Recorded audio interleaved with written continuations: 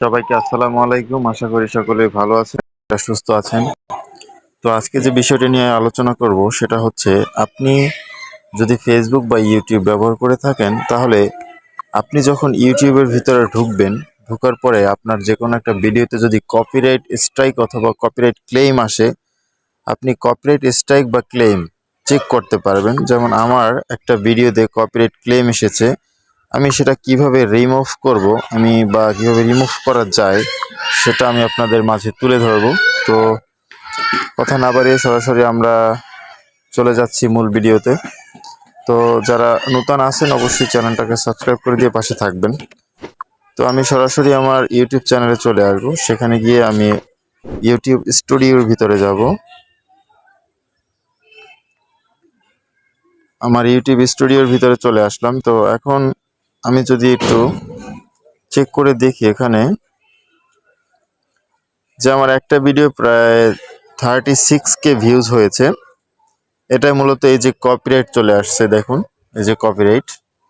তো আমি জাস্ট এই কপিরাইটের উপর এখানে একটা ক্লিক করে দিব। তারপরে আমি জাস্ট এই যে কপিরাইট এটার উপরে ক্লিক করে দিব। তার আগে আমি একবার বলে দিচ্ছি, দেখুন আমার এই ভিডিওটায় সাবস্ক্রাইবার তো পূরণ হয়েছে এবং আমার ভিডিওতে প্রায় 1537 মিনিট, মানে 37 ঘন্টা আর কি আপনার ওয়াচ টাইম কমপ্লিট হয়েছে। আর যদি মাত্র 2500 ওয়াচ টাইম কমপ্লিট করতে পারি, তাহলে আমার এই চ্যানেলটা মনিটাইজেশনের জন্য মানে ফুলফিল হয়ে যাবে, ক্রাইটেরিয়া ফুল হয়ে যাবে। তো এখন দেখুন আমার এই যে একটা সমস্যা হয়েছে, সমস্যাটা হচ্ছে গিয়ে যে কপিরাইট ইস্যু আসছে আর কি। এই যে কপিরাইট ইস্যুটা কিভাবে আমি এখান থেকে রিমুভ করবো বা সলিউশন বের করবো। তো দেখুন এখানে আমি যখন কপিরাইটের উপর একটা ক্লিক করে দিলাম, কপিরাইটের উপর একটা ক্লিক করে দেওয়ার পরে এই যে রিভিউ ইস্যু, যে অপশনটা আসছে রিভিউ ইস্যু, এই রিভিউ ইস্যুতে আমি একটা ক্লিক করে দিব। ক্লিক করে দেওয়ার পর দেখুন এখানে দেখাচ্ছে যে আমার আসলে কতটুকু জায়গায় মূলত এই ইস্যুটা আসছে। আমি আপনাদেরকে একটু এখান থেকে দেখাচ্ছি। জাস্ট আমার এতটুক জায়গায় ইস্যুটা আসছে। আর এই এতটুক জায়গায় ইস্যু থাকার কারণে মূলত আমি এটা সমস্যা হবে না, কারণ এখানে যে the content it claim on your video doesn't affect your channel, মানে এই কন্টেন্ট থাকার কারণে এটা আমার চ্যানেলে তেমন কোনো সমস্যা হবে না। This is not copyright strike. দেখুন এখানে বলে দিয়েছে যে এটা কোনো কপিরাইট স্ট্রাইক নয়, এটা জাস্ট কপিরাইট একটা ক্লেম এসেছে, এটা আপনি রিমুভ করতে পারবেন। তো আমি জাস্ট এখান থেকে এই যে কপিরাইট ক্লেমের উপর এটা ক্লিক করে দিচ্ছি। তারপরে দেখুন নট এফেক্ট একটা অপশন আসছে।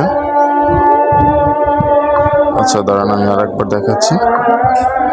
এই যে এখান থেকে এই যে মিউজিকের মালিককে, আর এটা মূলত কার মিউজিক, এই মিউজিক ব্যবহার করেছিলাম এই যে এলটি অ্যালায়েন্স মিউজিক, আর এই যে ব্রেকিং নিউজ থিমস বাই টুবি স্টুডিও, এই কোম্পানির মিউজিক। তো যাই হোক এখান থেকে আপনি চাইলে মিউজিকটা রিমুভ করতে পারবেন।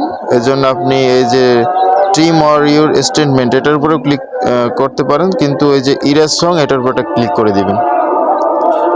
ক্লিক করে দেওয়ার পরে আপনি এখান থেকে এই যে সংটা কিভাবে ক্লিক করবেন, মিউট অল সাউন্ড, এটার উপর যদি আপনি ক্লিক করেন, এটার উপর ক্লিক করার দরকার নেই, তাহলে আপনার ভিডিওর সমস্ত সাউন্ড মিউট হয়ে যাবে, মানে সাউন্ড বন্ধ হয়ে যাবে। তো এটা করার দরকার নেই, আপনি ইরেজ সং এর উপর ক্লিক করে দিবেন। ইরেজ সং এর উপর ক্লিক করে দেওয়ার পরে জাস্ট সেভে ইরেজ সং এর একটা ক্লিক করে দিবেন। আচ্ছা, তো যাই হোক এটা মানে হতে দুই এক সময় 5 থেকে 6 ঘন্টা সময় লাগে, আবার 12 ঘন্টা সময় লাগতে পারে। তবে আপনার এটা সম্পূর্ণ কপিরাইট এই যে চেকিং হচ্ছে, দেখুন এখন এই জায়গায় দেখাচ্ছে যে এটা চেকিং, এটা আপনার চেকিং করতেছে ইউটিউব কর্তৃপক্ষ। এটা যখন আপনার ওই জায়গায় একটা অপশন চলে আসতে পারে, সেখান থেকে আপনি এটা চাইলে রিমুভ করে দিতে পারবেন, অথবা এটা চেকিংয়ে থাকবে 5 থেকে 6 ঘন্টা, তারপরে এটা ইউটিউব অটোমেটিকভাবে অতটুক জায়গা আপনাকে মিউট করে দিবে। ঠিক আছে, তো যাই হোক আজকে ভিডিওটা এই পর্যন্তই। আশা করি সবাই বুঝতে পেরেছেন। পরবর্তী যে কোনো ভিডিওতে আবার দেখা হবে। সবাই ভালো থাকুন, সুস্থ থাকুন, আল্লাহ হাফেজ।